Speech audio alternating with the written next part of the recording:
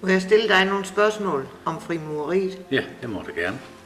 Hvornår startede frimureriet? Frimureriet kom til det offentlige kendskab i England. Mere konkret i London, Sankt Hans dag, den 24. juni år 1717, hvor flere loger gik sammen om en engelsk storloge. Hvornår startede det i Danmark?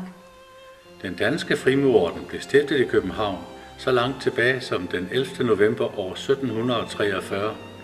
Den ældste nuværende frimurloge blev stiftet i København i år 1745. Og den første loge i provinsen var i Odense år 1791, og Odense har den største logebygning i provinsen. Kan alle blive frimurer?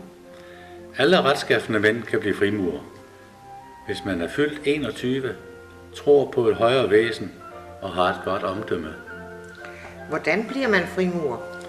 Det er bedst, hvis man kender nogle frimurer, for der er en ansøgning, der skal udfyldes, samt andre ting, der skal sættes på plads.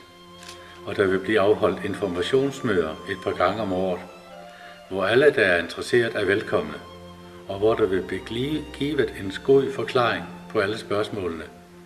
Jeg vil anbefale, at man tager sin partner med. Det er en stor fordel, for der kan spørges om alt vedrørende frimureriet. Der kan også lånes bøger med hjem. Og en god ting mere, baglandet skal være i orden. Det vil sige, at vores partner skal være indforstået med vores logearbejde. Når man kommer op i graderne, kan man komme i loge flere gange om ugen. Men der er ikke mødepligt, og der føres ikke kontrol med brødrenes fremmøde. Men det er en god ting at møde op i sin grejs loge, så meget som muligt, for at forstå sin loge og sit logearbejde. Hvorfor er det så hemmelighedsfuldt? Eller hvad er det, der er så hemmeligt ved frimurerne? Det er et spørgsmål, der ofte bliver stillet, og jeg må understrege, det er ikke hemmelighedsfuldt. Frimurernes grundlov, som andre bøger, der omhandler frimureriet, ligger på det kongelige bibliotek og er tilgængelig for alle. Den danske frimurerorden kører efter det svenske system, ligesom dele af Skandinavien og dele af Nordtyskland. Logen er opbygget i grader, og der er 10 grader plus en 11. grad. Det er ordnets stormester, og det hele betragtes som en udviklingsproces med lige så mange trin. Frimureriet er, som det foregående, så omfattende, at det ikke kan tilegnes på én gang. Har der været nogen royale med? Ja, der har været flere. For eksempel kong Christian den 8., Frederik den 7., Frederik den 8. og kong Christian den 10., der blev optaget i år 1889. Hvor mange loger og hvor mange frimurer er der? Den danske frimurerorden tæller 54 arbejdende loger, 40 instruktionsloger, og her i Odense er der optaget omkring 800 frimurer.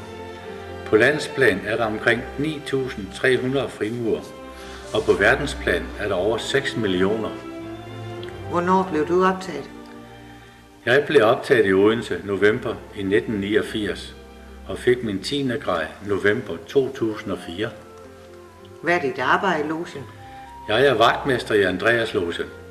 Det vil sige, jeg åbner logen, så alle kan gøre deres arbejde, så logen kan køre, og brødrene indskriver sig til deres brodermåltid.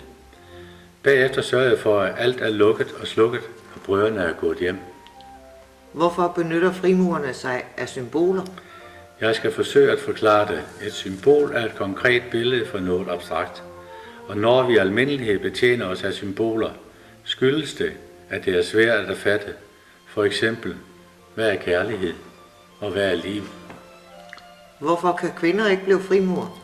At kvinder ikke kan optages i frimurerorden, bygger først og fremmest på traditioner. Frimureriet opstod i en tid, hvor kvindernes stilling var en anden end i dag. Ja, det var, hvad jeg vil sige om frimureriet. Håber, det har givet dig et lille indblik i frimureriet og vores logearbejde. Ja, tak. Det var godt.